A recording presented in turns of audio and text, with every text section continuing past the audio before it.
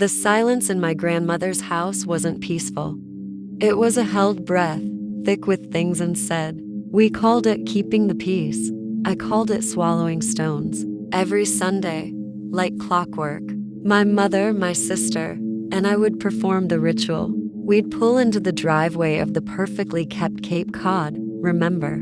Mom would say, applying a fresh coat of lipstick in the visor mirror, her smile tight. No politics, no religion, no talking about your father's new job. And for God's sake, Chloe, don't mention the tattoo. I was the designated problem, the one with too many feelings, as Grandma Lara put it. My sister, Maya, was the golden child. She'd mastered the art of the bland smile, the non-committal hum. She could deflect a barbed comment about her childless 30-year-old life with a serene, "More lemonade, Grandma?" Grandma Lara held court from her antique wingback chair, a tiny dictator in a cashmere cardigan. Her love was a transactional thing, a currency paid in compliance. Compliments were backhanded. That dress almost hides the weight. Dear, gifts were loans. I gave you those pearl earrings, so you'll wear them to my party.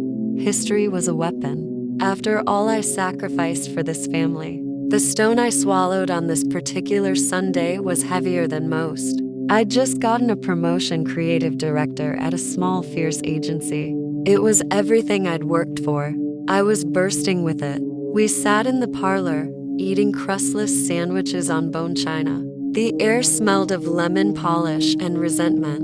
"And how is that little graphic design hobby of yours, Chloe?" Grandma asked, nibbling a cucumber spear.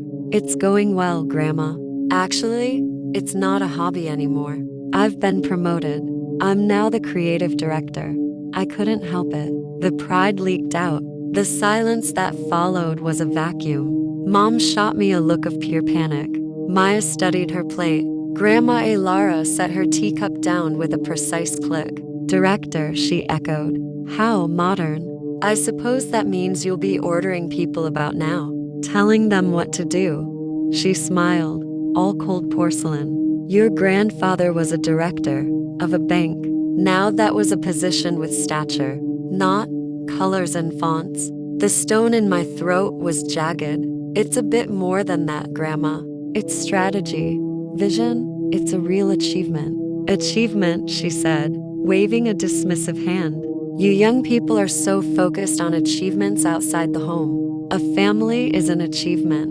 A well-kept house is an achievement. Your sister understands that." She beamed at Maya, who flinched almost imperceptibly. That's when I saw it. The faint tremor in Maya's hand as she lifted her tea. The glassiness in her eyes. She blinked away. I'd been so busy dodging blows myself, I never realized Maya wasn't dodging. She was absorbing them, letting them sink into her bones, slowly calcifying her spirit. After the dishes were done by us, always by us, Mom went to help Grandma with her correspondence, which meant listening to a litany of complaints. Maya and I escaped to the sunport, a glassed-in cage of dying ferns. "Congratulations, Chloe," Maya said softly, genuine warmth breaking through her placid mask for a second. "Really, I'm proud of you. Why do you let her do that to you?" The question came out harsher than I meant it to.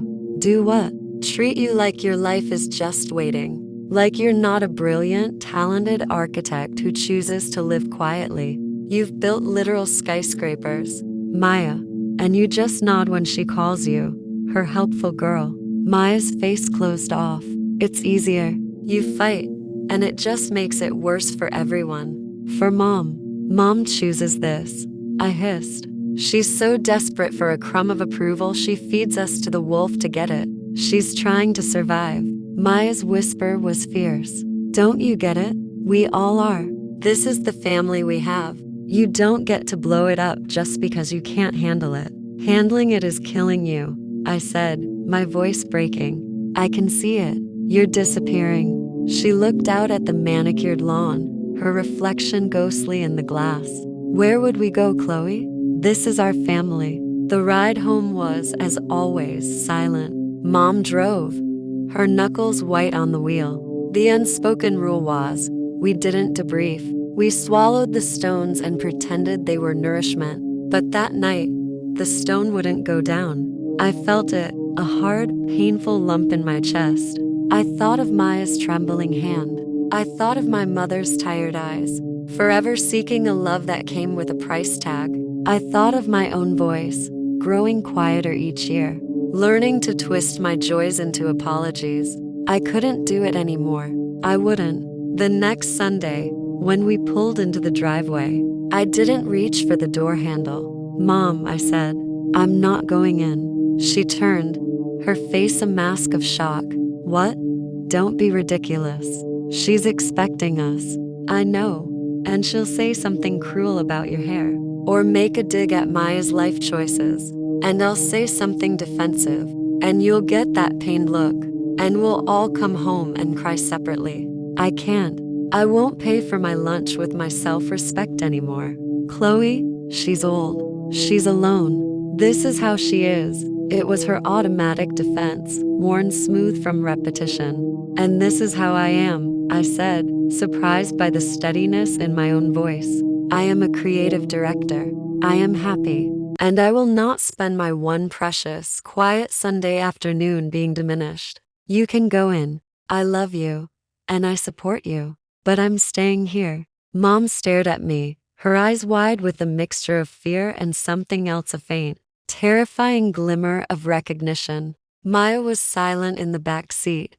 "I'll tell her you're sick," Mom whispered, already reaching for the lie, the peacekeeping tool. "No," I said gently. "Tell her the truth. Tell her I chose not to come." The following week was an earthquake. Grandma Lara called, her voice brittle with fury, demanding an apology. I didn't give one. She told my mother she was raising an ungrateful brute. Mom, for the first time, didn't immediately apologize for me. She said, "Chloe is an adult mother. She makes her own choices." The line went dead. The next Sunday, only Mom went. Maya texted me. I told her I had a work deadline. "I'm at home, in my pajamas. I feel like I'm getting away with murder." I smiled. The first crack in the wall. It took months. Grandma escalated silent treatments, guilt-tripping letters about her failing health.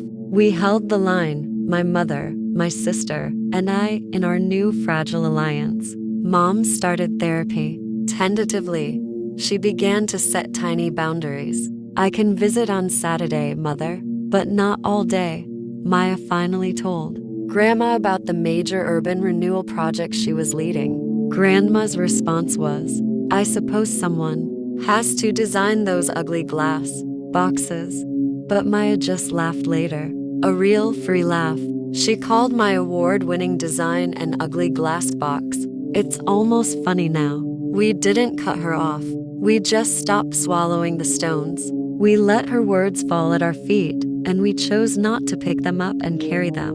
The change wasn't in her. It was in us. The toxic system required our complicity to function.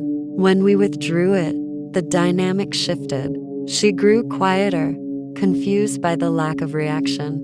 Our Sunday gatherings, when they happened, were shorter, less frequent. The air was still strained, but it was breathable. Last month, we had dinner at my apartment, just the three of us. We ordered pizza, drank wine, and talked loudly over each other about work, about books, about nothing important. The noise we made was beautiful. It was the sound of stones, coughed up at last, leaving space for real words and for a new, gentler kind of silence, one we chose for ourselves. We were learning slowly how to be a family without the poison. It was messy, and it was ours.